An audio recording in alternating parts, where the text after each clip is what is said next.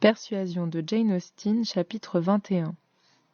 Le lendemain, Anna se rappela avec plaisir sa promesse à Madame Smith. Elle serait absente quand M. Elliot viendrait car l'éviter était maintenant son seul désir. Elle éprouvait cependant pour lui une grande bienveillance. Elle lui devait de la reconnaissance et de l'estime.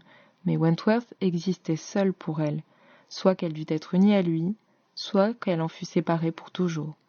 Jamais peut-être les rues de Bath n'avaient été traversées par de pareils rêves d'amour. Ce matin-là, son amie sembla particulièrement reconnaissante car elle comptait à peine sur sa visite. Elle demanda des détails et Anna se fit un plaisir de lui raconter sa soirée. Ses traits étaient animés par le souvenir, mais ce n'était pas assez pour la curieuse Madame Smith qui demanda des détails particuliers sur les personnes. Les petites Durand étaient-elles là, la bouche ouverte pour gober la musique comme des moineaux qui demandent la béquée ? Elles ne manquent jamais un concert. Je ne les ai pas vues, mais j'ai entendu dire qu'elles étaient dans la salle. Et la vieille Lady Maclean ? Elle devait être dans votre voisinage, car vous étiez certainement aux places d'honneur près de l'orchestre avec Lady Dalrymple. Non, c'est ce que je craignais.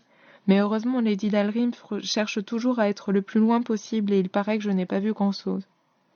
Oh, assez pour votre amusement, il me semble. Et puis, vous aviez mieux à faire. Je vois dans vos yeux que vous avez eu une soirée agréable. Vous causiez dans les entr'actes ? Anna sourit. Que voyez-vous dans mes yeux ? Votre visage me dit que vous étiez hier avec la personne que vous trouvez la plus aimable entre toutes et qui vous intéresse plus que l'univers entier. Une rougeur s'étendit sur les joues d'Anna. Elle ne put répondre. Et cela étant, continua Madame Smith après un silence, vous saurez combien j'apprécie votre visite. C'est vraiment bien bon de votre part, vous qui avez tant d'autres invitations. La pénétration de Madame Smith saisit Anna d'étonnement et de confusion. Elle ne pouvait imaginer comment elle savait quelque chose sur Wentworth. « Dites-moi, je vous prie, continua Madame Smith.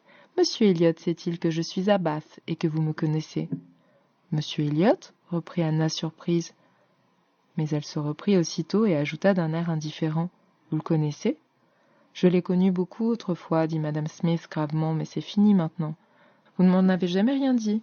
Si je l'avais su, j'aurais eu le plaisir de lui parler de vous. » Pour dire la vérité, dit Madame Smith, reprenant son air gai, c'est exactement le plaisir que je vous prie de me faire.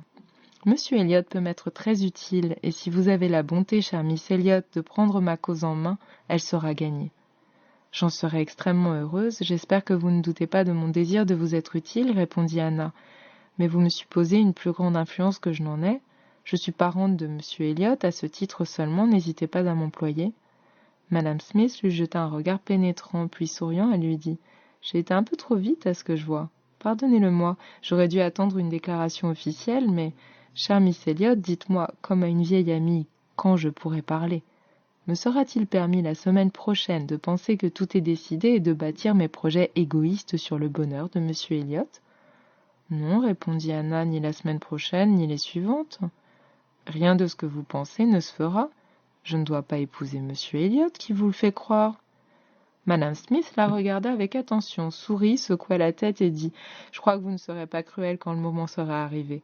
Jusque-là, nous autres femmes, nous ne voulons rien avouer. Tout homme qui ne nous a pas encore demandé est censé refuser. Laissez-moi plaider pour mon ancien ami. Où trouverez-vous un mari plus gentleman, un homme plus aimable ? Laissez-moi recommander Monsieur Elliot. Je suis sûre que le colonel Wallis ne vous a dit de lui que du bien et qui peut le mieux connaître que le colonel Wallis. Ma chère Madame Smith, il n'y a pas un an que Madame Elliot est morte. Votre supposition n'est pas admissible. Oh, si ce sont là vos seules objections, dit Madame Smith d'un air malin. Monsieur Elliot est sauvé et je ne m'inquiète plus de lui. Ne m'oubliez pas quand vous serez mariée, voilà tout. Dites-lui que je suis votre amie et il m'obligera plus facilement qu'aujourd'hui. J'espère, chère Miss Elliot, que vous serez très heureuse. Monsieur Elliot a assez de bon sens pour apprécier la valeur d'une femme telle que vous. Votre bonheur ne fera pas naufrage comme le mien. Vous avez la fortune et vous connaissez le caractère de votre fiancé. D'autres ne l'entraîneront pas à sa ruine. Oui, dit Anna, je peux croire tout le bien possible de mon cousin. Son caractère paraît ferme et décidé, et j'ai pour lui un grand respect. Mais je ne le connais pas depuis longtemps, et ce n'est pas un homme qu'on puisse connaître vite. Ne comprenez-vous pas qu'il ne m'aime bien ? S'il demandait ma main, je refuserais. Je vous assure que Monsieur Elliot n'était pour rien dans le plaisir que j'ai eu hier soir. Ce n'est pas Monsieur Elliot qui... Elle s'arrêta et rougit fortement, regrettant d'en avoir tant dit. Puis, impatiente d'échapper à de nouvelles remarques, elle voulut savoir pourquoi Madame Smith s'était imaginé qu'elle épouserait Monsieur Elliot. D'abord, pour vous avoir vus souvent ensemble, j'ai pensé comme tout le monde que vos parents et vos amis désiraient cette union.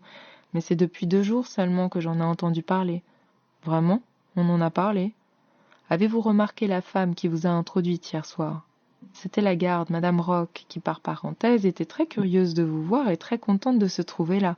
C'est elle qui m'a dit que vous épousiez Monsieur Elliot. Elle n'a pu dire grand-chose sur des bruits qui n'ont aucun fondement, dit Anna en riant. Madame Smith ne répondit pas. Dois-je dire à Monsieur Elliot que vous êtes à Bath? Non, certainement. Je vous remercie. Ne vous occupez pas de moi.